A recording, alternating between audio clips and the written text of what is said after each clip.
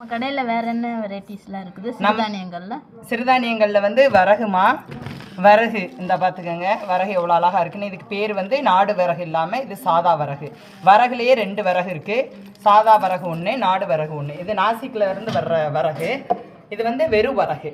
அதுக்கடுத்து பார்த்துக்கோங்க, இது வந்து திணை.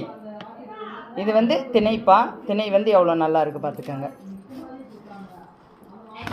சாமை வந்து அரிசி சாப்பிட்டோன்னா கொழுப்பு இருக்கிறவங்களுக்கு சீக்கிரம் வந்து கரையும். சாமை அரிசி வந்து சாப்பிட்றவங்களுக்கு கொழுப்பு வந்து சீக்கிரம் கரையும்ப்பா. ஏன்னா சாமை அரிசிக்குள்ள பவரே அதுதான். இது வந்து குதிரைவாளி. குதிரைவாளி பார்த்துக்கோங்க. இதில் வந்து இப்போ எல்லாம் கிச்சடி வச்சு சமைச்சு சாப்பிட்றாங்க. உடம்புக்கு அவ்வளோ பெனிஃபிட். இதெல்லாம் முந்தி காலத்தில் உள்ள இதெல்லாம் இது வந்து ஹைப்ரிட் கம்புன்னு சொல்லுவாங்க. அதாவது காட்டு கம்புன்னு சொல்லுவோம் இல்லையா, அந்த கம்பு. இந்த பார்த்துக்கோங்க. கம்புலாம் கஞ்சி வச்சு கூழ் வச்சு குடித்தோன்னா உடம்புக்கு ரொம்ப ஹெல்த்தியாக இருக்கும்.